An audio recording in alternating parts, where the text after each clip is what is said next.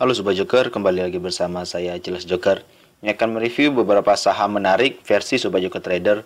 Terdapat 20 emiten layak dipantau untuk besok. Sebelumnya jika teman-teman tertarik dengan ulasan saham yang saya lakukan, bisa like, komen, dan subscribe channel YouTube ini, atau juga bisa bergabung di grup Telegram dan lini masa Stockbit yang linknya saya sudah sediakan di deskripsi video ini. Baik, langsung saja kita mulai review yang akan saya berikan. Posisi ISG di sini cukup memprihatinkan karena dia tidak mampu bertahan di posisi demand, di mana posisi demand atau posisi support yang bisa kita letakkan itu bergerak di range all time high yang lalu di 6.693, dan posisi sekarang sudah close di bawah area tersebut dengan posisi candle juga sangat memprihatinkan, di mana posisinya berhasil jebol dengan signifikan ya. Karena secara MACD dan RSI juga mengindikasikan mendukung dari proses distribusi ini. Kalau kita tarik garis tren yang mungkin saja menjadi pertahanan terakhir, nah ini merupakan gambaran menjadi pertahanan terakhir nantinya dari ISG. Jika dia mampu menjebol area di bawah ini, di area 6.631, maka kita harus menunggu kembali ISG berkemungkinan besar akan turun sampai di 6.528 sampai 6.490. Jadi bagi teman-teman yang sudah voting profit, saya harapkan bisa taking profit sementara ya, atau ambil profitnya untuk menjaga cash tetap ada, sehingga nanti kita bisa memperoleh saham-saham menarik dan melakukan pembelian secara buy on weakness. Baik, saham pertama yang akan saya review ada CBMF. Posisi CBMF di sini sudah break pola patternnya. Sebelumnya saya mengira ada pola pattern penan, tetapi kalau kita lihat secara seksama, ini adalah pola pattern cup and handle. Di sini adalah cupnya, kemudian handle-nya merupakan pendle pattern ya, yang sudah terurai dan bagus sekali, dan dia sudah break posisinya. Lagi-lagi akan menguji area supply di 114 dan 110. Jika dia mampu melewati area tersebut, maka potensi bisa mencapai area 124 dan target optimalnya berada di 160 menurut saya. Secara MACD dan RSI sendiri saya pikir masih mengindikasikan distribusi. Namun dari volume akumulasi secara 2 harian dan bertahap, saya pikir momentum untuk CBMF break sudah valid. Bagi teman-teman yang tertarik bisa mempertimbangkan buy on breakout di 110 dan 114. Selanjutnya ada saham LUT. Salah satu emiten perkapalan ini cukup menarik karena dia melakukan distribusi sementara. Bagi teman-teman yang tertarik untuk saham LUT, bisa memperhatikan area 61 dan 58 ya. Secara MACD dan RSI sendiri saya pikir masih mengindikasikan akumulasi, tetapi dengan volume distribusi yang cukup kecil, jadi saya pikir teman-teman bisa menghindari dulu ya. Lalu ada saham BCIP. Posisi BCIP di sini cukup menarik untuk teman-teman. Mengapa cukup menarik? Karena kemungkinan besar dia akan mantul di area Fibonacci, ada di area 1618 yang merupakan area taking profit secara golden ratio untuk Fibonacci. Dan paling tidak dia membentuk area base dulu di sini. Akan menarik jika dia membentuk area base di rentang 121 dan 117. Tetapi jika dia memang langsung breakdown ke bawah, teman-teman langsung bisa menunggu di area 104-nya nanti. Dengan volume distribusi yang cukup kuat, saya pikir momentum untuk penurunan BCIP sudah layak untuk dilakukan ya. Lagi-lagi teman-teman perlu ingat area 119 dan 104 sebagai pertimbangan untuk posisi pullback. Jika posisi pullback tidak terjadi, teman-teman bisa menghindari saham ini dulu. Selanjutnya ada saham Digi. Posisi Digi di sini sudah hampir menguat ya sebelumnya. Target supply masih sama di 262 dan 248. Secara MACD dan RSI sendiri saya pikir sudah ingin mengindikasikan akumulasi. Namun dengan volume transaksi distribusi yang masih berlangsung, saya pikir bagi teman-teman yang tertarik, paling tidak bisa melihat apakah ada pullback di 187. Jika tidak ada pullback, teman-teman bisa menghindari posisi saham ini dulu. Selanjutnya ada saham BEPS. Posisi BEPS di sini sudah, saya pikir sudah floating profit ya. Apalagi teman-teman yang sempat entry bersama-sama Sobat Joker dahulu di area 300, sekarang itu sudah hampir 1000% ya, saya pikir ya. Sudah sampai 1000%. Selamat bagi teman-teman yang jika masih memiliki saham BEPS. Tetapi jika teman-teman yang masih ingin transaksi untuk saham BEPS, paling tidak dia mampu bertahan di area kecil ini, sangat kecil ya, merupakan di area demand atau area support, bisa kita katakan di 3.350 sampai 3.280. Selama bertahan di area tersebut, saya pikir BEPS masih sangat menarik. Jika dia mampu turun pun, teman-teman bisa memantau area demand bawahnya lagi di 2.480 sampai 2.320. Selanjutnya ada saham Indo. Saham Indo di sini sudah 2 kali ARB. Kalau kita lihat apakah 2 kali ARB, hampir 3 kali ARB ya. Dan kemungkinan besar akan mantul di area ini, saya pikir. Di sini ada area kecil, ada area support, resistance become support di 143. Teman-teman bisa memantau area tersebut untuk posisi pullback di esok hari. Secara MACD dan RSI sendiri saya pikir masih mengindikasikan distribusi cukup kuat. Namun jika tidak terjadi pullback, teman-teman bisa menghindari saham ini terlebih dahulu. Selanjutnya ada saham True. Posisi saham True di sini masih bergerak turun ya, masih bergerak ARB, walaupun dia mengalami pembukaan di hijau, dan namun masih belum menjadi hal yang penting karena dia tidak mampu melewati area break bullish di 165 ya. Secara MACD dan RSI sendiri saya pikir masih mengindikasikan distribusi. Namun layak diperhatikan lagi jika True nantinya membentuk area base. Jika dia membentuk area base, layak untuk dipantau untuk melakukan akumulasi kembali. Bagi teman-teman yang terjebak atau nyangkut, saya pikir bisa memperhatikan ketika True nanti mampu membuat base terlebih dahulu. Selanjutnya ada saham Nobu. Posisi Nobu di sini sudah terkoreksi, dan jika kita melihat tunggu angka koreksinya, paling tidak kita bisa menunggu di area bawah sini. Saya pikir cukup menarik di angka 730. Jika ada pullback di angka 730, teman-teman bisa mengambil posisi copet saja ya, atau fast trading. Secara MACD dan RSI sendiri saya pikir masih mengindikasikan distribusi. Layak diminati jika dia membuat pullback di 730. Tetapi jika tidak terjadi pullback, teman-teman bisa menghindari saham ini dulu ya. Selanjutnya ada saham Laba.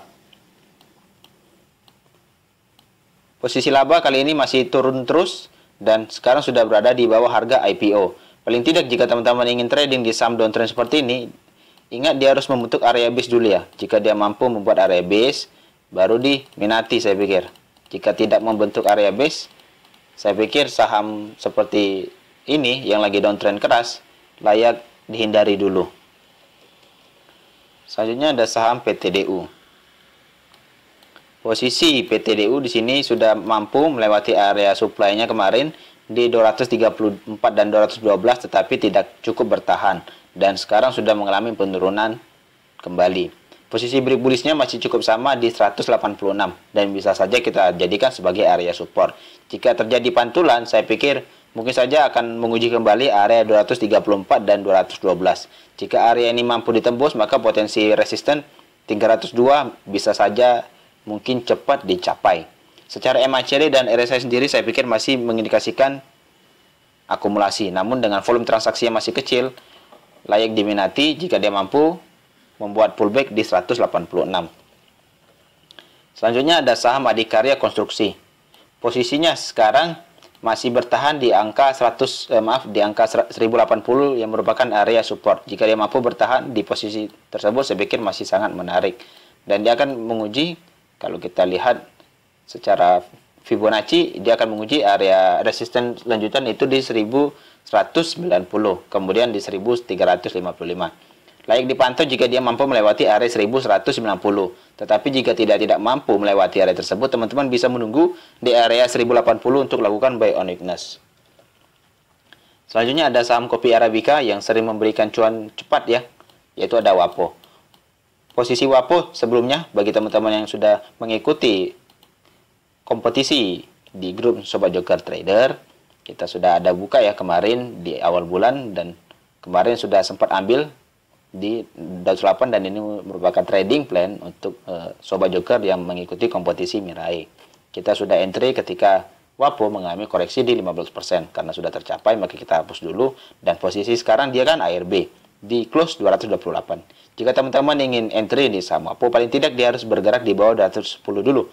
Mengapa di bawah 210? Karena ada 3 kali retest di area tersebut dan sama mengalami posisi pullback dan posisi volume yang cukup menarik juga.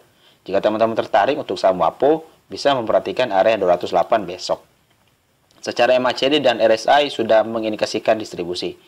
Like diminati jika dia mampu membuat pullback, tetapi dihindari jika dia mampu breakdown atau ARB lagi di bawah 208 tanpa volume. Selanjutnya ada saham BIF. Posisi saham BIF di sini, jika teman-teman tertarik untuk saham BIF, paling tidak teman-teman bisa entry di 82 dan juga di bawahnya di 80. Posisi taking profit bisa di atasnya di 86 dan juga ada di 88. Dan bagi teman-teman yang entry di saham ini paling tidak melakukan akumulasi secara bertahap, karena saham BIF ini cenderung membuat sideways yang cukup panjang ya. Dari bulan Juli hingga bulan November akhir, sekarang sudah hampir akhir ya, November ini masih membuat area sideways. Secara MACD dan RSI sendiri saya pikir wajar saja, masih mengindikasikan distribusi dengan volume transaksi yang masih kecil.